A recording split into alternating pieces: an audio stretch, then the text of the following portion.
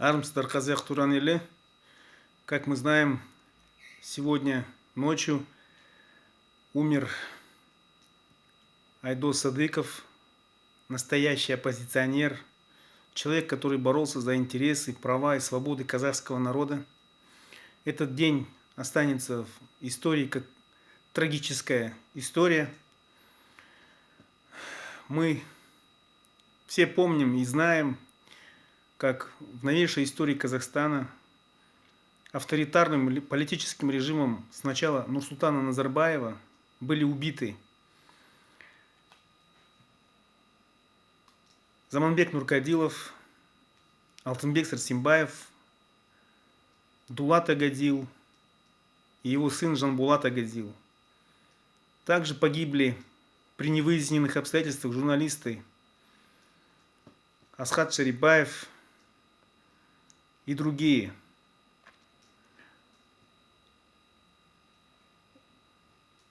Теперь вот в новейшей истории уже в период правления, пятилетнего правления Касым-Жомарта Токаева гибнет еще один оппозиционный политический деятель Айдос Садыков. Конечно, мы понимаем, что были и другие трагические дни. Январь 2022 года, когда Токаев дал приказ на поражение, огонь на мирных граждан Казахстана. Но сегодня я бы хотел поговорить об Айдосе Садыкове. Сейчас токаевские пропагандисты льют на него грязь, пишут посты, статьи, видео выкладывают, которые как бы хотят нивелировать роль и действия Айдоса Садыкова. Есть такие политологи токаевские, проплаченные, властные, такие как Ихсанов, Умбит Алиева, Данияр Ашимбаев. Они создают общественное мнение, что Айдос Садыков был простым блогером, что его мало кто знает, мало кто в него верит, что он не имеет никакого влияния на Казахстан.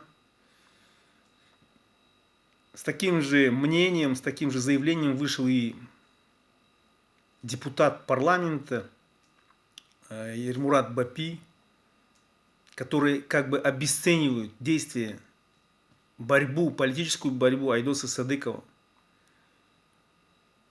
Айдос Садыков это был очень влиятельный человек. Его YouTube-канал Басе имел огромнейшее влияние на протестную часть населения Казахстана. Это был самый многочисленный, самый авторитетный YouTube-канал. И Айдос Садыков был главным лицом в этом YouTube-канале Басе.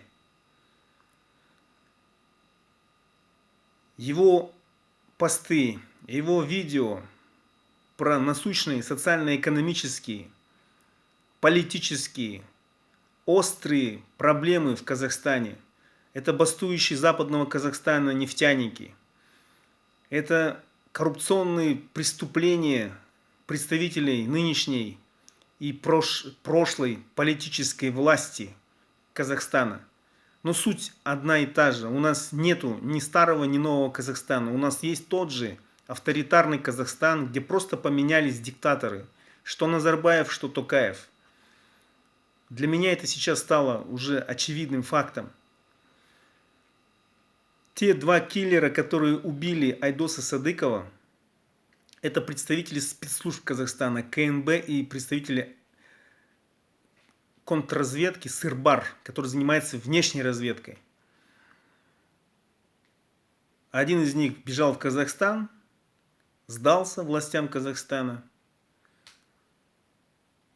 Теперь Казахстан в лице председателя Сената парламента Маулена Ашимбаева не хотят экстрадировать подозреваемого, отказывают в этом. украинским правоохранительным органам, которые занимаются расследованием уголовного дела в отношении киллеров, которые убили Айдоса Садыкова.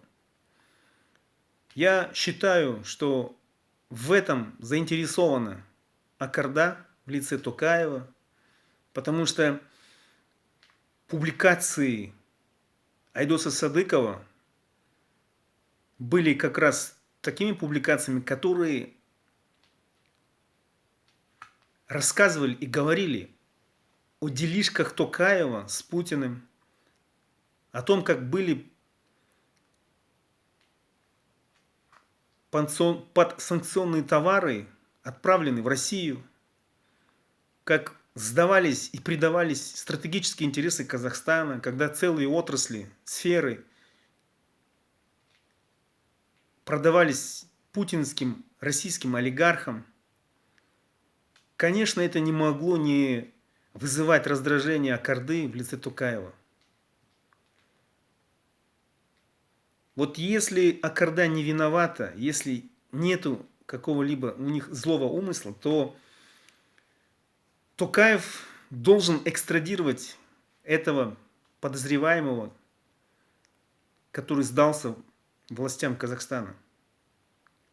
Если он это сделает, Токаев, только тогда я могу сказать, что, скорее всего, Токаева подставили, возможно, другой какой-то клан Назарбаева, который хочет якобы реваншироваться.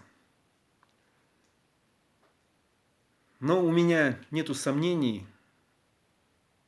что в этом виноват Токаев. Надеюсь, что я ошибаюсь, что, возможно, Токаев одумается и экстрадирует этого подозреваемого. И пусть независимое расследование властями Украины, правоохранительными органами Украины проведут независимое, предварительное следствие, расследование.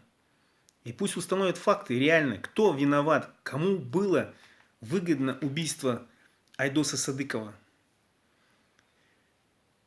Я был с ним на связи, мы общались с ним через Telegram. В свое время мы координировали кое-какие мирные митинги в Казахстане. Митинг с моим участием. Он несколько раз публиковал мою речь на митинге в 2021 году в городе Кокшетау в январе, когда мы выходили против политики Назарбаева и Токаева, против политики вакцинации и политики продажи казахских земель в частную собственность. Когда меня задерживали полиция, тоже вот Айдос Садыков поддержал тогда меня. Уважение ему.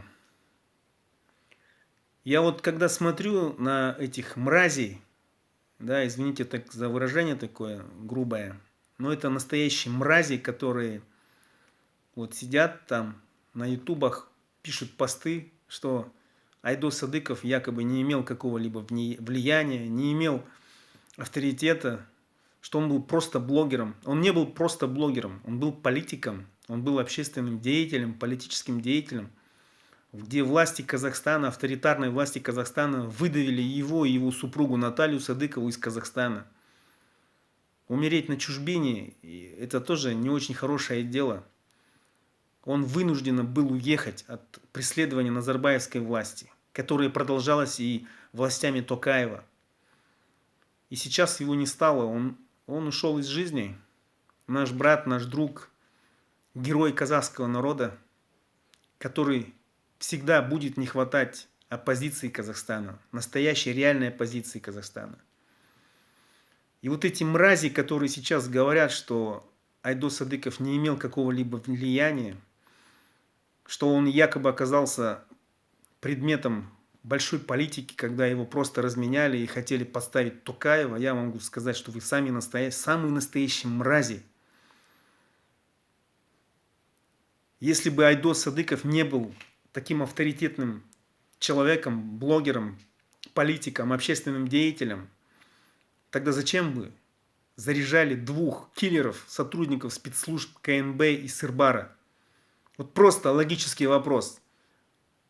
Мне вот тоже люди пишут здесь, спрашивают и говорят, что вот, типа, Айдос Садыков это не тот уровень для Токаева, чтобы он решал с ним такие вопросы. Но извините меня, это сотрудники спецслужб КНБ и Сырбара. Пусть это будут бывшие сотрудники, разницы нету. Бывших КНБшников не бывает. Тем более такие профессионалы, профессиональный стрелок, который выигрывал турниры по стрельбе, занимал первые места, служил в спецназе, имеет спецподготовку, у него мощные, да, скорее всего, данные, я имею в виду физические данные. Это человек, который имеет возможность применять приемы самообороны, рукопашного боя, стрельбы. Это подготовленный киллер на самом деле. Другой вопрос, что они облажались. Провал, это провал, самый настоящий провал спецслужб. И вы все должны понимать, граждане Казахстана, что политическое убийство, убийство политических блогеров, журналистов, активистов в авторитарных политических режимах – это самая настоящая политическая расправа. Авторитарный политический режим, он не может без убийств, не может без вот таких сакральных убийств. Как бы дает понять, что куда вы лезете, политика – это большое дело якобы. Вы простые люди, а мы власть. И тот, кто перешагнет этот рубеж, тот будет ликвидирован. И либо посажен в тюрьму. Что творит режим Лукашенко у себя? Сколько было там политических убийств? Сколько было политических убийств при режиме Каддафи, при режиме Саддама Хусейна, этих диктаторов, при режиме Пол Пота, при режиме Путина в соседней Московии, России. Недавно был убит 15 февраля Алексей Навальный в тюрьме. Это тоже была показательная казнь. Показательная казнь была в 2015 году, когда убили Бориса Немцова фактически на Красной площади. Был убит у нас в Казахстане Дулат Агадилов в 2021 году. Через полгода был убит его сын Жанбулат Агадил. Мы все должны помнить, кто стоит, и должны знать, кто стоит за этими убийствами. Это были люди убитые, это были настоящие борцы за интересы и права казахского народа. Это были непростые люди.